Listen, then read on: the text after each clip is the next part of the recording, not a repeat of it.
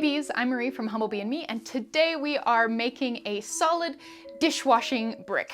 This formulation is kind of an evolution of a formulation I shared a couple years ago, which was a dishwashing paste that had D-limonene and is really concentrated and just does an absolutely amazing job of cleaning things. I have heard from so many people who have made it and have just been absolutely blown away by how effective it is. It is awesome and I still use it to this day. In the years since I've shared that formulation, I've had quite a few follow-up questions about whether or not I have a liquid dishwashing detergent, which I do not, or if I had a completely solid one that didn't require any packaging.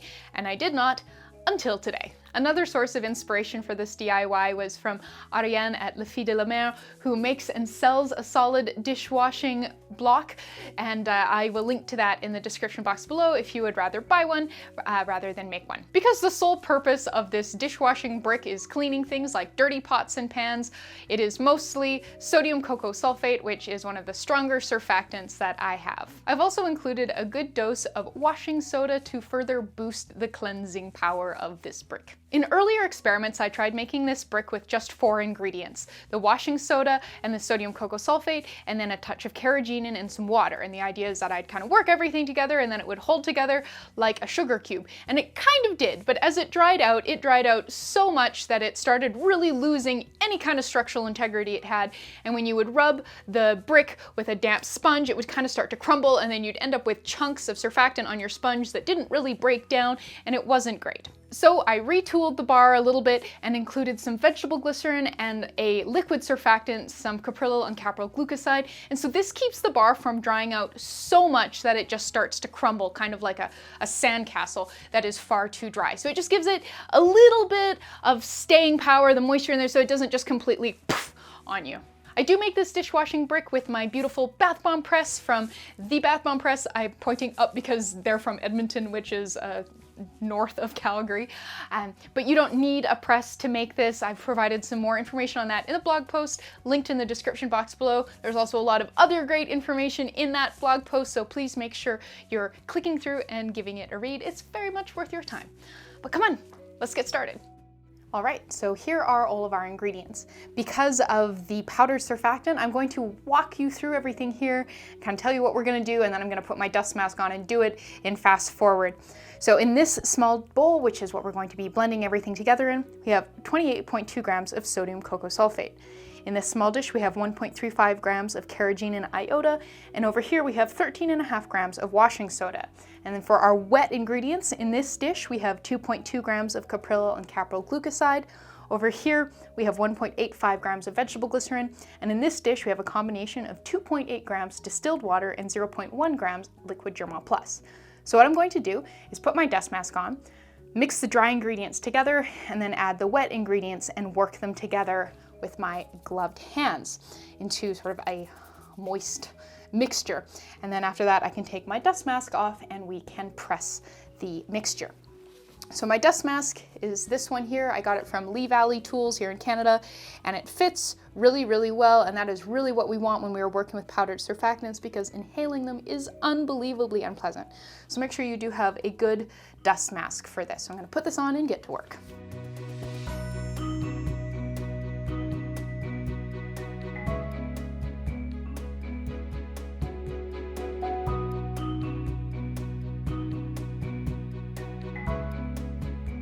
Once the mixture is all wetted out, you can take your dust mask off, so you can see that we kind of have this like loose, crumbly-ish mixture, but when you squeeze it, it does hold together a bit.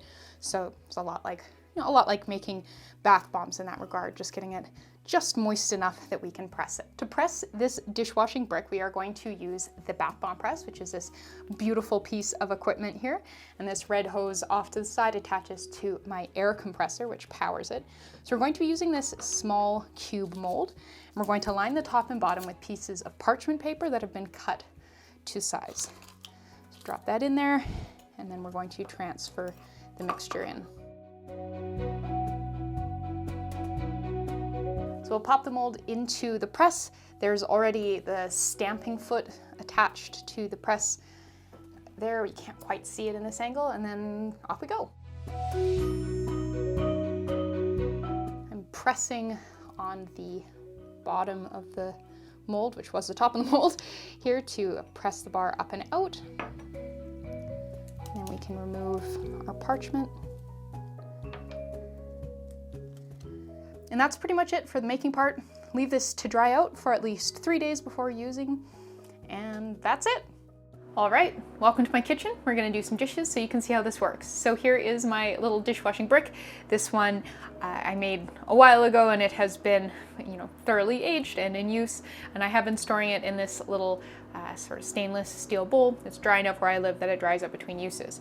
If you live somewhere more humid than I do, you might consider something like I use for my sponge. So this is a soap dish that has a removable top so things can drain more easily. So I use that for my sponge, but it would also work really well for this sort of thing. So obviously I don't usually do my dishes with the dishwashing brick just sitting in the middle of my sink, but it's a better view for you. So yeah, just kind of work up some lather there. If I have any extra, I'll usually just kind of pour it out. And yeah, we will get to cleaning. You can see ample lather. All them bubbles.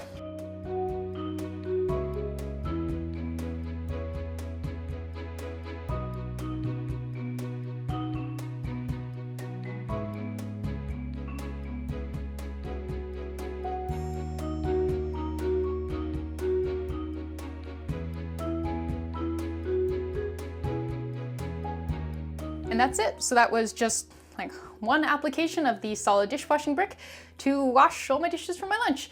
Worked really, really well, and I'm very, very pleased with this. So yeah, thank you so much for watching. Please subscribe, and please make sure you are reading the full partner blog post for this DIY. You'll find it linked in the description box below, or if you go to humblebeeandme.com, you can find it there. There you'll find links to all the ingredients I used, information on substitutions, scaling, shelf life, and a whole lot more. So thank you so much, and I'll see you next time.